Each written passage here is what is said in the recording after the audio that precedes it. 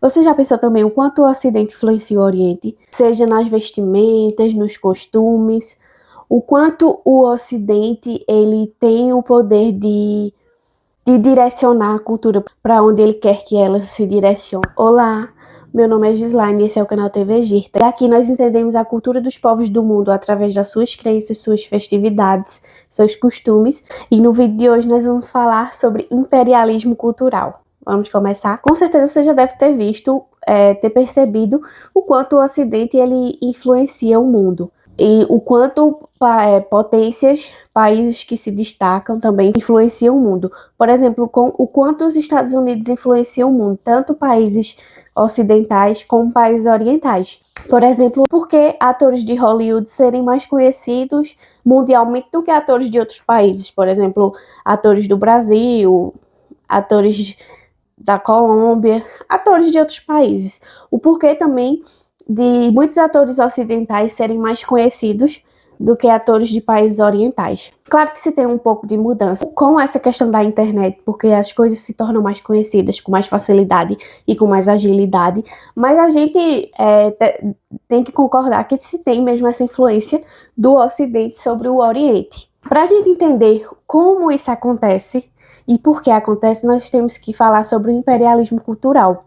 Então a gente vai entender o que é o imperialismo cultural, vai ver exemplos para a gente conseguir ter um melhor entendimento. Vamos ver também como as culturas reagem a quando esses outros costumes lhes é apresentado, o que acontece. De início, nós vamos entender o que seria o imperialismo cultural. É importante a gente entender que há a palavra imperialismo, que há esse fenômeno que acontece o imperialismo, e há o imperialismo cultural, que vai ser voltado para as questões culturais, costumes, crenças. Mas o que seria esse imperialismo cultural?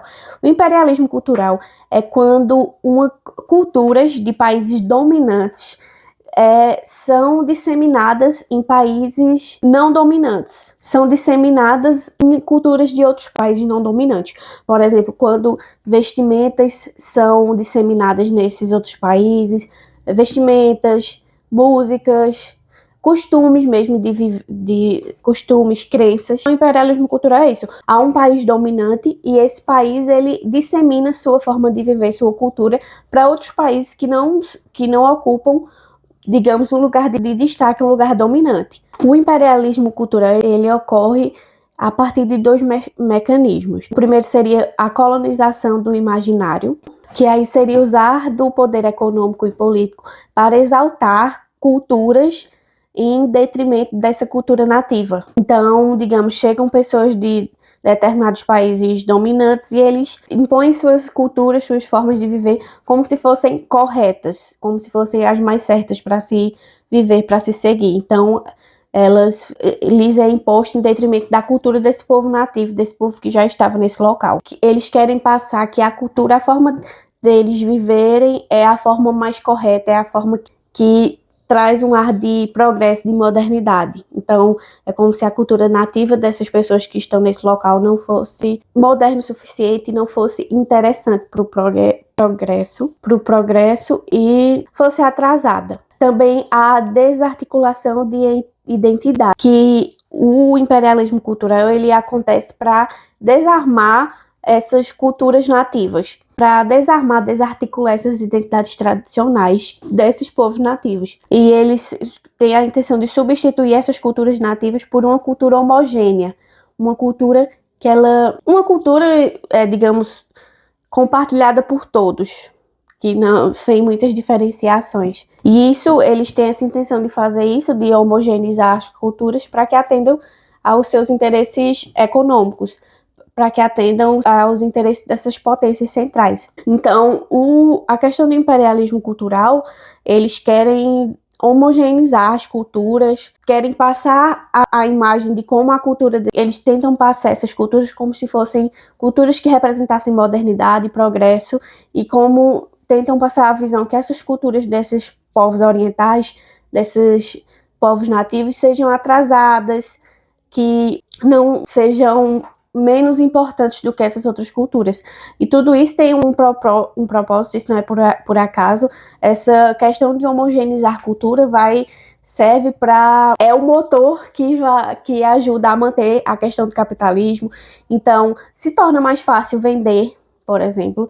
Se todas as culturas querem vestir a mesma roupa, então se torna mais fácil vender. Todas as mulheres de todas as culturas vestem uma blusa preta como essa, gostam dessa blusa, se torna mais fácil vender e se lucra mais, consequentemente. Você não precisa pensar várias maneiras para vender essa blusa para diversas pessoas diferentes. Você consegue homogeneizar e vender em uma maior escala. Esse imperialismo cultural, ele também causa aquela questão de uma percepção de inferioridade, porque é como se essas culturas modernas, essas culturas desses países ocidentais se tornassem ficassem um patamar mais alto, representassem a modernidade, progresso, e essas outras culturas desses outros países, de países orientais, ficassem como se fossem culturas atrasadas. É como o imperialismo ele causa isso, essa percepção de inferioridade, como se determinadas culturas fossem inferiores às outras, mas a gente sabe que não existe nenhuma cultura nem inferior nem superior à outra, mas se torna essa visão e também se torna aquela sensação de que só outro lugar é desenvolvido, essa outra cultura é mais interessante, há uma forma de se viver melhor.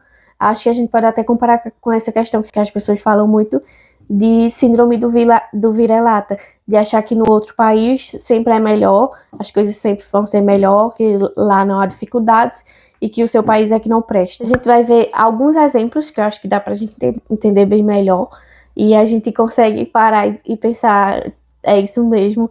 A questão de literatura, digamos literatura acadêmica, o quanto livros ocidentais, livros de pesquisadores, livros de filósofos, pesquisadores, antropologistas ocidentais são considerados como base de conhecimento, e quando se para pensar em livros de pesquisadores orientais, não se tem essa mesma confiabilidade e essa mesma expansão. É como se os livros ocidentais tivessem maior credibilidade e fossem melhores. Também nas questões de estudos mesmo, de universidades, por exemplo, vai se estudar pesquisadores ocidentais, quase nunca se é estudado pesquisadores orientais. Como se a opinião desses pesquisadores ocidentais fosse tida como verdade e as de pesquisadores orientais não.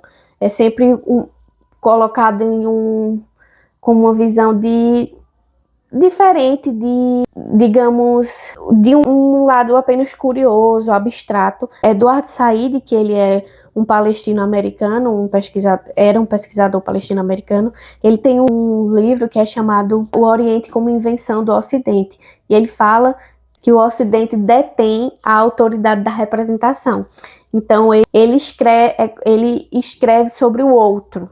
O outro seria o Oriente. E aí esse Ocidente, ele decide as categorias de análise, decide quais obras possuem um valor duradouro, um valor obtém realmente um valor. Questão também da estética e do corpo, da estética, da moda, do corpo padrão.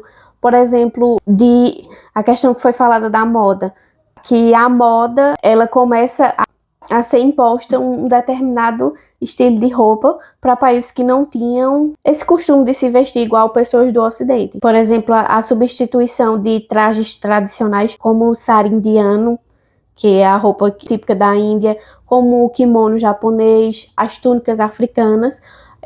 Um exemplo é que elas são substituídas por roupas formais, por exemplo, calça jeans, calças de tecido, digamos assim, em ambientes de trabalho.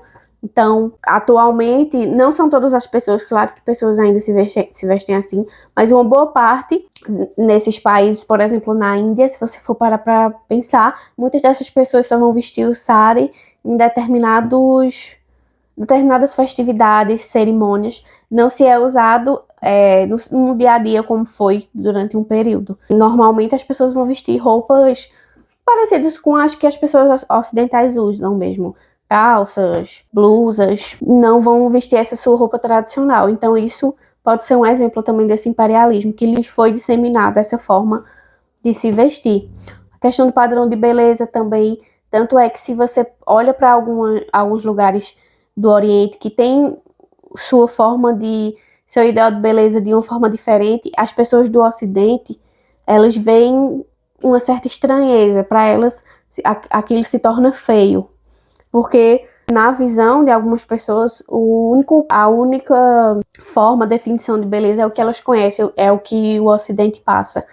A gente tem um vídeo aqui no canal que a gente fala sobre como cada cultura constrói seu ideal de beleza, que aí vão ser várias coisas. É de acordo com o contexto histórico, é de acordo com o período histórico, de acordo com a cultura em si dessas determinadas pessoas.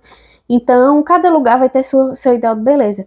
Já com essa questão do imperialismo cultural, se dissemina um padrão único e um padrão que vem do Ocidente. Então, isso se torna esse impacto nesses determinados lugares, e esse padrão que antes se tinha desses povos nativos de uma beleza que para os ocidentes pode ser tida como diferente, então se torna essa estranheza de como fosse feia ou estranha. Não se tem essa diversidade. A questão também da língua, por exemplo, o inglês, ele é tido, hoje ele é a língua que ele comunica as pessoas de todas as partes do mundo. As pessoas que falam línguas diferentes, elas usam o inglês para se comunicar. Então isso também é um exemplo de imperialismo cultural, de que o idioma europeu, ele é usado como uma base, digamos, como uma base para todos, e como um exemplo que deve ser seguido, uma língua que deve ser falada por todos.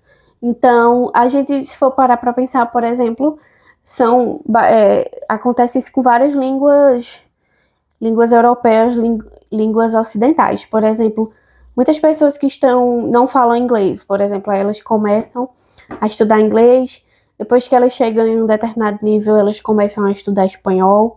Depois do espanhol, é muito provável que essas pessoas vão para o italiano ou para o francês. Muitas vezes essa mesma pessoa vai falar esses dois, francês e italiano. Depois, também é muito comum que as pessoas também estudem alemão. Então, muitas poucas pessoas, elas estudam idiomas, digamos, tidos como diferentes. Por exemplo, japonês, coreano. Então, a gente para pensar e ver que é muito comum que as pessoas aprendam esses idiomas europeus. Com essa questão da internet, tem uma disseminação maior de línguas tidas como diferentes.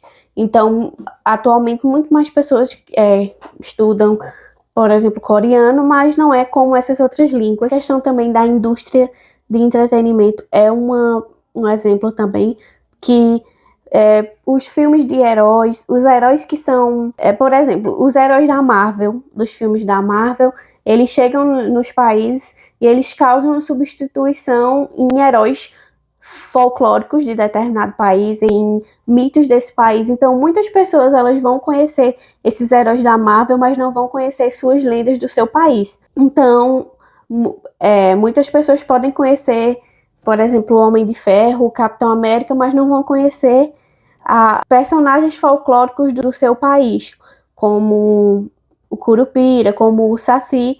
O Saci é mais disseminado, tem uma expansividade maior, mas há algumas outras lendas que também não vão ser tão conhecidas como alguns heróis da Marvel. Então, heróis da Marvel, da DC, filmes dessa narrativa. E aqui a gente fala dessa influência do Ocidente no Oriente, mas eu trouxe essa questão do Brasil porque, além dessa influência do Ocidente, a gente também fala dessa questão dos Estados Unidos. Atualmente, os Estados Unidos é uma grande potência e, querendo ou não, ele influencia o mundo e sua cultura influencia o mundo também. Tanto é que seus filmes são famosos no mundo todo, não só esses de super-heróis, mas outros filmes também chegam a outros países. Mas por que esse imperialismo acontece? Por que essa influência acontece? Você já parou para pensar? Acho que a gente já explicou um pouco quando estava falando do que seria o imperialismo cultural, mas acontece primeiro pela expansão do mercado e homogeneização, que foi aquilo que foi falado. Quando você homogeneiza, quando você torna diversas culturas em uma só, você consegue expandir o mercado de uma forma mais fácil e de uma forma mais rápida. Então você não precisa gastar tanta energia para atingir diversas culturas, diversos objetivos. Você tem uma cultura ali só e você foca nela, e aí você consegue vender mais, consegue chegar a mais pessoas. Então, esse é um dos motivos que se busca fazer que se fez e que continua se fazendo esse imperialismo cultural, se homogeneizar as culturas. E também tem a questão de controlar formulações mentais. Então, as pessoas que buscam essa expansão, por exemplo, de mercado, elas também querem ter essa dominação nas ideias. Porque quando você consegue direcionar o que essas pessoas pensam, a forma que no que elas acreditam, você vai direcionar para onde você quer que elas prestem atenção. Então, você vai direcionar no que elas vão acreditar, no que elas vão comprar. Então, isso tudo aí também vai ajudar nessa expansão, nessa questão de venda. Então, as pessoas que querem essa expansão no mercado, elas também querem direcionar o pensamento das pessoas. Essa é também do porquê do imperialismo acontecer. As pessoas querem ter esse direcionamento. Que aí também entra a hegemonia ideológica e a governança. Que quando você quer direcionar e quer controlar os meios que difundem os pensamentos, as ideias, você consegue controlar as visões dessas culturas, o que elas acreditam. Então a gente para pensar que o porquê é isso mesmo. Homogeneizando culturas se torna mais fácil expandir não só o mercado, mas expandir ideias e expandir comportamentos, se formar um só. Se formando um só, você consegue vender de uma forma mais fácil, você consegue atingir pessoas de uma forma mais fácil. Até a questão de, por exemplo, você tem um grupo de pessoas que você quer convencer, você quer que elas comprem determinada coisa. Então, se essas pessoas estão dispersas, cada uma querendo uma coisa. Por exemplo, eu tenho essa capinha de celular aqui e eu quero vender ela. E tem um grupo de pessoas, só que aí tem duas pessoas que querem essa capinha, tem outra que quer uma capinha totalmente transparente, sem essas coisas. Aí tem 3 pessoas que querem ela preta. Então aí se torna difícil eu conseguir vender essa capinha, porque no meu pensamento de expansão eu não quero vender apenas para 2 pessoas. Eu quero vender para todas as pessoas que estão nessa sala. Então, para mim fica muito mais fácil convencê-las, mostrar para elas que é muito mais legal, muito mais moderno essa capinha, que você vai se sentir atualizado, vai se sentir parte de um todo comprando essa capinha. Então, eu consigo vender a todo mundo, não vou vender mais a 2 pessoas. A partir do momento que eu consigo que todas as pessoas, as 3 pessoas que queriam a capinha preta, agora, mesmo que elas queiram a capinha preta, agora elas querem essa rosa transparente, porque elas querem algo que signifique algo moderno, que traga essa sensação de progresso e que elas vão estar inseridas no mundo, vão estar inseridas nesse contexto social, então elas vão comprar de mim essa capinha. Então, para mim é muito mais interessante que todas queiram essa capinha, porque aí eu não vou precisar produzir outras capinhas e não vou gastar energia tendo 2 capinhas e aí eu vou ter que primeiro tentar convencer que elas comprem essa, depois a outra. Eu vou conseguir que elas comprem essa, todas as pessoas, e aí eu vou ter conseguido gastando menos energia, mais rápido, e vou conseguir mais dinheiro. E por que o Ocidente promove esse imperialismo cultural e não o Oriente? Eduardo Said, ele fala que o Ocidente promove esse imperialismo cultural porque o Ocidente conseguiu fazer que a sua visão de mundo fosse vista como a visão ideal e a visão verdadeira fosse vista como uma verdade universal. E ele define 3 pilares para que o Ocidente tenha conseguido isso. Um deles foi a construção intelectual, a questão de um nós e eles, que é o quê? Para o Ocidente conseguir dominar o Oriente, ele não poderia apenas usar armas. Ele tinha que eles tinham que convencer os orientais de que o Ocidente era melhor. Então, eles não apenas tinham que, digamos, invadir, controlar essas pessoas, eles tinham que convencer também, fazer com que essas pessoas concordassem com os seus ideais, porque assim eles teriam menos esforço. A gente pode usar um exemplo, por exemplo, a colonização aqui.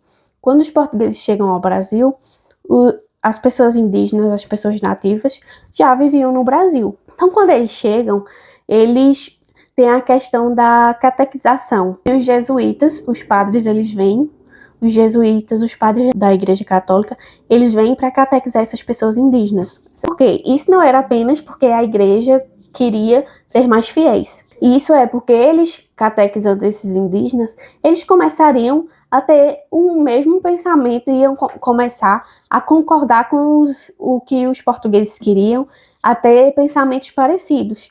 Então, os portugueses conseguiriam avançar, fazer uma colonização mais tranquila, digamos assim, sem gastar, sem fazer tantos esforços. Porque as pessoas indígenas teriam uma concordância com os pensamentos dos portugueses, conseguiriam viver bem, eles viveriam bem entre eles. Então, se gastaria menos esforço. Então, isso também é um exemplo do que o Ocidente faz. Nós não somos, o Brasil não é do Oriente, mas esse exemplo eu acho que a gente consegue entender. Porque mesmo que há muitos países, mesmo que nós não somos do Oriente, a gente sabe que muitos países do Ocidente também são influenciados por alguns países do Ocidente mesmo. Então, muitos países europeus, eles têm uma influência em outros países do Ocidente, e a gente sabe que os Estados Unidos têm uma grande influência no mundo, não só no Oriente, mas em países do Ocidente também.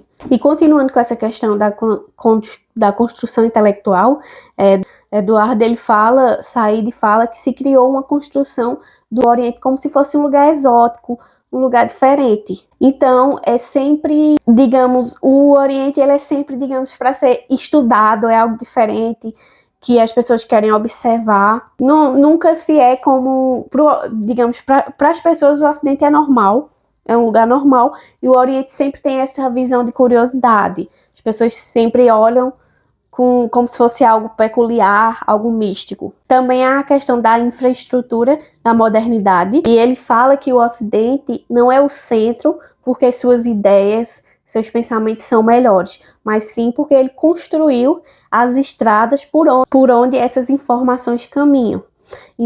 Então, por exemplo, o Ocidente ele contém as grandes agências de informações, contém as grandes universidades de prestígio.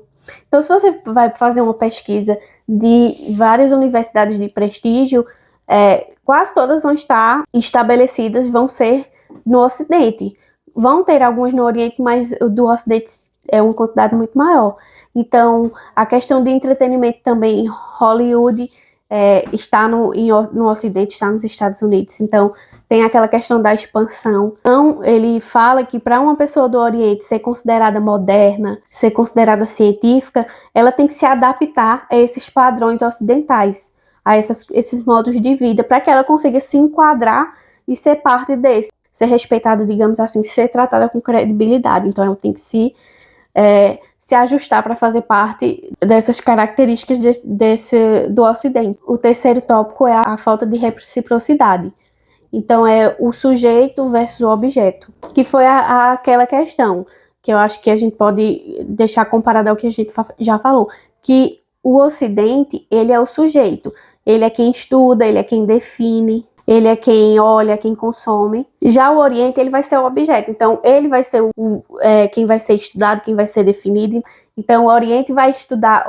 Então, o Ocidente, ele vai estudar o Oriente, já que o Oriente é diferente, é peculiar, é místico. Então, ele se torna um objeto de estudo para as pessoas do Ocidente. Então, ele sempre está nesse modo de ser observado, de ser um objeto de estudo. Nunca é tido como digamos, uma cultura normal. Mas e como essas culturas, elas reagem a esse imperialismo? Como elas recebem?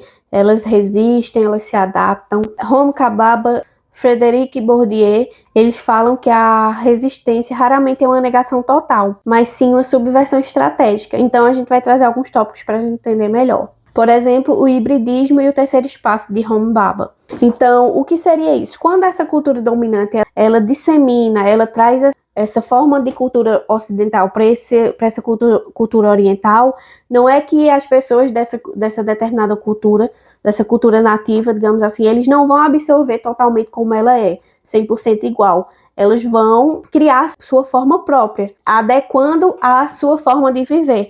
Então, o que seria o terceiro espaço? Tem a cultura, aqui tem a cultura ocidental, aqui tem a cultura oriental, e aqui tem a cultura ocidental junto com a oriental. Então, as pessoas que recebem essa cultura disseminada do Ocidente, elas vão absorver, vão começar a praticar isso que lhes é disseminado, mas elas vão adaptar a sua forma de vida, as suas questões naturais, as suas questões culturais, as suas crenças. Então isso se torna esse hibridismo, se faz essa mistura. Não é que as pessoas vão viver totalmente igual ao que lhes foi disseminado. Também há o mimetismo e a mímica subversiva de Hombaba também, que é a questão de que o colonizado, ele vai aprender a língua, a forma de se portar, as crenças desse colonizador, mas não vai reproduzir 100% de como lhe foi passado. Também é uma questão dessa mistura. Mas por quê? Porque ele traz como exemplo de que quando essa cultura nativa, esse colonizado, aprende a língua, as leis desse colonizador, ele consegue usar isso contra ele. Então ele consegue dialogar junto a ele, já que ele consegue entender, ele consegue expor as contradições que estão presentes, né, nessa forma de viver, nessas crenças que lhes foi apresentada. Também se tem a resiliência do hábitos local de Pierre Bourdieu. Eu falei Frederic Bourdieu, mas é Pierre Bourdieu. E isso seria o quê? Por exemplo, mesmo em países que tem a forte presença, por exemplo, de fast foods vindo, por exemplo, dos Estados Unidos, a gente entende que o McDonald's ele vai estar presente em vários países do mundo. Então, ele fala que, mesmo tendo essa rede de fast food, as pessoas podem escolher não comer desse alimento. Então, continuar se alimentando com as suas comidas típicas. E também, creio que se tenha essa mistura também. A gente pode linkar com o primeiro, da questão desse terceiro espaço. Porque é comum que em alguns países do Oriente o McDonald's ele não vai ser igual ao McDonald's dos Estados Unidos. Os lanches que são vendidos, eles têm várias receitas, vários alimentos que são comuns nesse país do Oriente que ele está. Então vão ser lanches diferentes. Vão ter os lanches normais, vendidos em todos os lugares, mas vão ter lanches adaptados a essa cultura por conta dessa mistura, por conta dessa aculturação. Então, querendo ou não, vão ter lanches de formas diferentes que, por exemplo, não vão ser tão comuns, não tão iguais com os lanches de McDonald's do Ocidente, por exemplo, lanches aqui do Brasil. Então, tem essa diferença. Então, acho que a gente pode entender o imperialismo cultural assim. A cultura ocidental, a forma que o Ocidente vive, no que acredita, eles vão ser disseminados nesses países orientais. Então, e o porquê isso acontece? Porque se tem uma visão de como o Ocidente obtesse a forma correta de se viver, as crenças corretas no que se acreditar, como se fosse o ideal a ser seguido, traz essa visão de modernidade. Então, o Oriente ele sempre está sendo visto como algo diferente, como algo para ser estudado, algo para ser experienciado, para ser uma forma de experiência, nunca vivido sempre. Então, eu acho que o imperialismo cultural ele causa isso, causa essa visão nas pessoas. Então, inclusive, a gente aqui entende essa questão dessa influência ocidental. A gente tem um vídeo aqui falando sobre a influência do cristianismo, principalmente do catolicismo, no Ocidente e, consequentemente, no Oriente. Porque se você for parar para pensar, o cristianismo, principalmente o catolicismo apostólico romano, o de Roma, ele influencia muito o Ocidente. E influenciando o Ocidente, consequentemente, influencia o Oriente. Então, mesmo que o cristianismo não seja uma religião tão comum no Oriente, ele causa essa influência. Eu espero que você tenha conseguido entender a questão do imperialismo cultural. Comenta aqui o que você achou, se você já tinha percebido todas essas influências, você já teve essa visão do Ocidente e do Oriente. E se você quer entender a identidade dos povos do mundo através das suas crenças, suas festividades, seus costumes, não se esquece de se inscrever para não perder os próximos vídeos. Muito obrigada por ter ficado aqui. Beijos e tchau.